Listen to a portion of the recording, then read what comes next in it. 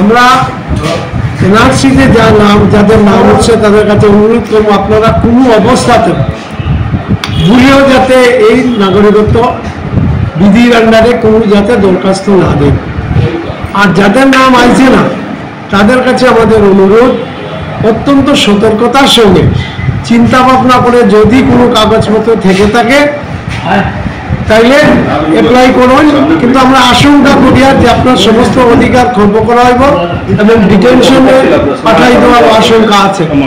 নাগরিকত্ব সংশোধিত আইন বলবৎ হওয়ার পর থেকেই গোটা দেশ জুড়ে তীব্র প্রতিক্রিয়ার সৃষ্টি হয়েছে। এই আইনের মাধ্যমে আবেদন করলে সেই ব্যক্তির সমস্ত অধিকার কেড়ে নেওয়ার পাশাপাশি তাকে ডিটেনশন ক্যাম্পে পাঠিয়ে দেওয়ার আশঙ্কা প্রকাশ পেয়েছে সর্বত্রই। সিএএ বলবৎ হওয়ার পর থেকে বিভিন্ন প্রশ্ন ও সংশয় ঘুরপাক খাচ্ছে জনমনে। বিষয়টি নিয়ে সিআরপিসির তরফে বৃহস্পতিবার শিলচরে আয়োজিত এক সাংবাদিক সম্মেলনে বিভিন্ন বিষয় তুলে ধরে সিএএ এর আবেদন থেকে সতর্ক থাকার আবেদন জানিয়েছেন তারা। সংস্থার কর্মকর্তারা জানান, যাদের নাম এনআরসিতে এসেছে তাদের চিন্তা নেই, কিন্তু যারা এনআরসি থেকে বাদ পড়েছেন তারা উপযুক্ত নথিপত্র সহ চিন্তা ভাবনা করে আবেদন করার কথা জানিয়েছেন সিআরপিসির কর্মকর্তারা। এদিকে ভারতীয়দের হেনস্থা না করে নিঃশর্তে নাগরিকত্ব প্রদানের দাবিতে এদিন রাষ্ট্রপ্রধানের দৃষ্টি আকর্ষণ করেছেন তারা। শীঘ্রই সিএএ এর বিভিন্ন প্রশ্ন ও সংশয় নিয়ে সিআরপিসি স্বরাষ্ট্র মন্ত্রকের উদ্দেশ্যে একটি স্মারকলিপি প্রদান করবে বলেও জানিয়েছেন তারা।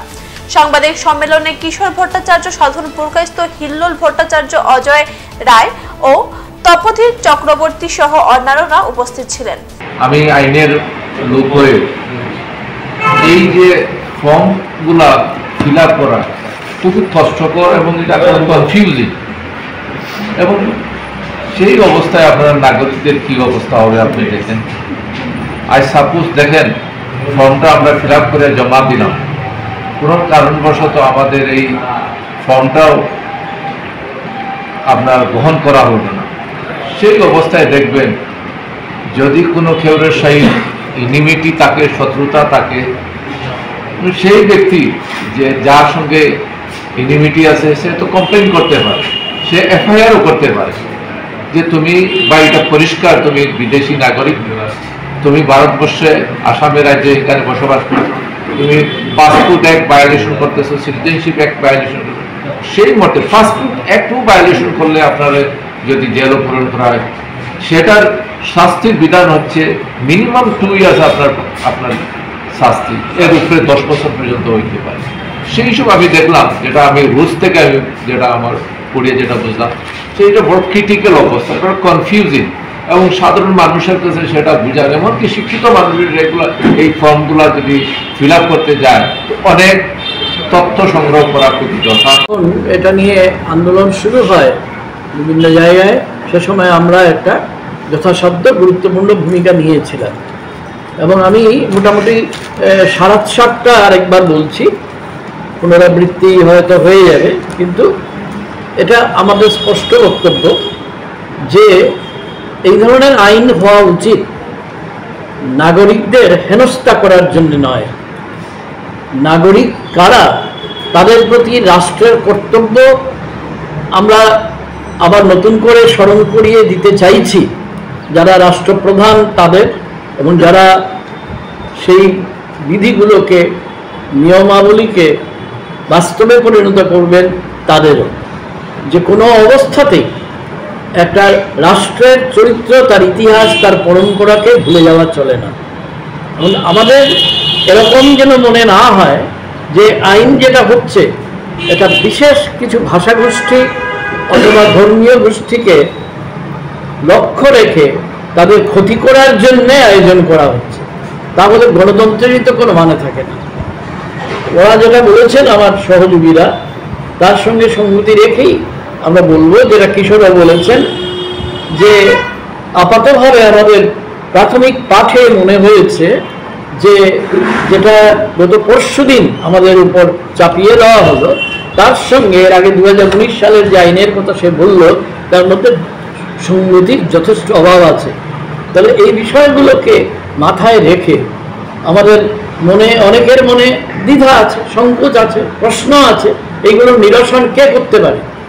নিরসন করতে পারে একমাত্র আমাদের সর্বোচ্চ যে ন্যায়ালয় মানে সুপ্রিম কোর্ট, তা অর্থাৎ সুপ্রিম কোর্টের বিজ্ঞ যে প্রধান বিচারপতি সহ অন্য বিচার বিভাগের মধ্যে যারা আছেন, তারা অন্তত এটা প্রথম কথাটা এটাই বিবেচনা করুন যে এটা আমাদের ভারতের পবিত্র সংবিধান সম্মত কিনা। সংবিধানের যে মূল প্রিন্সিপলস, কার্ডিনাল প্রিন্সিপলস, এটার সঙ্গে যদি সংগতিপূর্ণ না হয় তাহলে আমরা নিশ্চয়ই আমরা একটা পুনর্বিবেচনার কথা বলতেই পারি, এবং আমরা বলছি এই মুহূর্তে এটা পুনর্বিবেচনা করা দরকার। কারণ আগের কথাটা এই জন্য আমাদের কাছে এটা বলাটা খুব স্বাভাবিক। তো যে কোনো টেক্সটকে, এটার একটা টেক্সট আমাদের কাছে, তার কনটেক্সট অনুযায়ী দেখতে হয়। যেটা আমাদের কাছে পরশুদিন এলো, কোন কনটেক্সটে এলো? যেদিন এটা তড়িঘড়ি করে বা যেভাবেই হোক রাত্রির দিকে এটা যখন প্রকাশিত হলো, চাপিয়ে দেওয়া হলো, যাই বলুন, সেদিনই কিন্তু ভারত সরকারের বর্তমান যারা কর্ণধার তাদের অনেক আচার আচরণ সম্পর্কে মাননীয় সুপ্রিম কোর্ট এই যাকে সোজা ভাষায় ইলেকট্রাল বন্ড নিয়ে যে সমস্ত যুগান্তকারী তিনি একটা জাজমেন্ট দিয়েছেন, তাতে অনেক প্রশ্ন জেগে গেছে। তাহলে সাধারণ মানুষের মনকে অন্যদিকে ডাইভার্ট করে দেওয়ার জন্য এটা ডাইভার্সনারি ট্যাকটিক্স যেটা রাজনীতিবিদরা করেন।